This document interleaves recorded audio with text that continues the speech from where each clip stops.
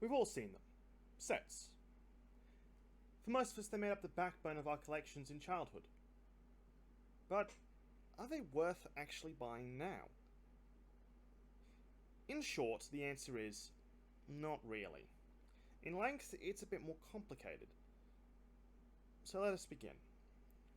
Sets, from the simplest point of view, are worth their weight in parts.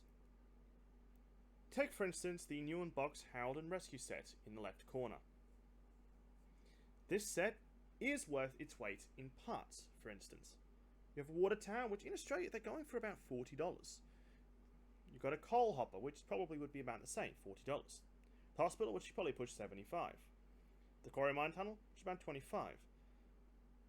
Between everything else there, the Percy and all the other miscellaneous parts of that set, you would be looking at about that $250 mark. Bearing in mind that all these items are in perfect condition. Counteract that to the $299 price for the Day at the Work set, which is a pre-owned piece as opposed to new. As such, it has none of the original inner material and has been used. Therefore, it's not worth its weight in parts, rather about half of that. Knowing how much a set is worth in its weight in parts is something that takes people a long time to learn. Hell, even for me, I sometimes get it wrong, and it's something where you've got to have an innate ability to know about the market you're dealing in. I will do a video about this and how you can learn, but it is something that you cannot just do overnight. As such, I'm able to pretty much look at these sets and straight away tell you if they're worthwhile or whether I think you can get them cheaper. Which begins us with the more ethereal sense of how much a set's worth. While the Percy and Harold set is worth its weight in parts, it's also, in my eyes, worth its weight in its rarity. It's a set that wasn't produced for very long and is pretty much regarded as a European and Australian exclusive. For those wondering, most of the European exclusives were also Australian exclusives in this weird sort of back and forth thing we had.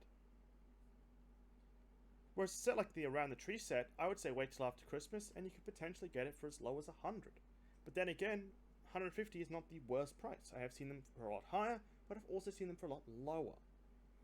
The Day at the Wharf set and the Roller Coaster set are both sets that just don't show up very often. The Roller Coaster set especially is very rare in the US.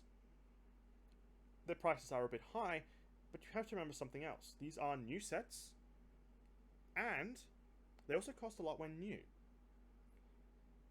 If you were to look at Thomas as an investment opportunity then, rather than just simply as a toy, sets are one of the least worthwhile investments you can make.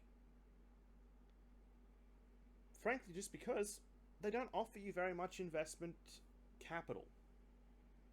i.e., these sets are only worth roughly, the ones in the right hand corner, only worth roughly double what they were when new, whereas a character can be upwards of quadruple. The only sets that are worthwhile collecting would be the instant sets from the early 90s. I'm not going to show any pictures here, but for anyone wondering, they're on the wiki.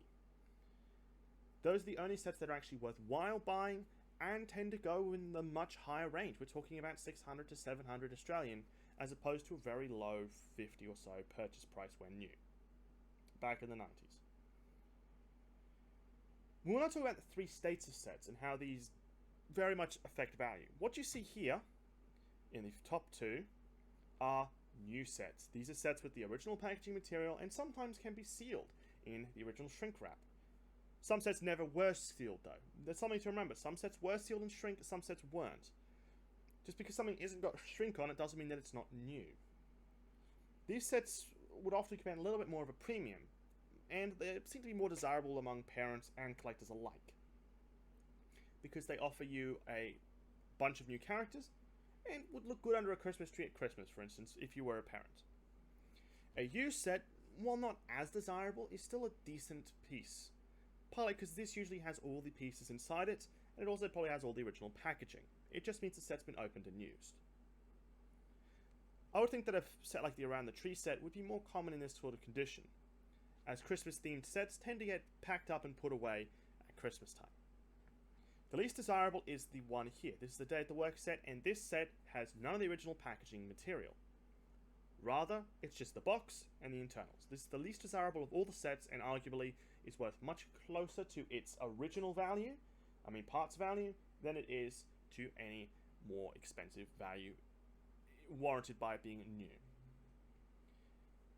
In short, I would not recommend buying sets for your children for Christmas, nor would I really advise collecting them. They're a very niche area, and I would definitely advise collecting characters over sets any day. Sets are just simply not going to offer you as much as the individual releases. And in some cases, such as the case with the Day at the Works shed here, it's way harder to find the box for the box of the individual release than it is the Day at the Works. So getting the individual release would be preferable in that case, because it's a rarer piece. There are, however, some interesting sets that are worthwhile, but it definitely comes down to whatever your niche of collecting is. And the issue is these tend to be more expensive than individual characters. In short, collecting sets is a bit of a slippery slope, and it's something I definitely think if you're really interested in it, look into it deeper and look on Facebook Marketplace. Most of the sets that I've bought, I've either bought there, or I've bought on eBay when they've been discounted a lot more. That's basically what I'm waiting for with this set here, for it to come down more in price, to a point where I am comfortable with paying. And that's the advantage with sets. A lot of the times, you can sort of just wait them out till they have to, or till they decide they're going to lower their prices, or until they've been sitting for over a year or two. So thank you very much for watching this episode. It's much more of a buyer's guide than a collector's guide, but it's an interesting note I wanted to point out, because I've talked to people about buying sets before, and I've been very shut down, because they want more than what's realistically possible, what's realistically you should be paying. So thank you all very much for watching, and bye for now.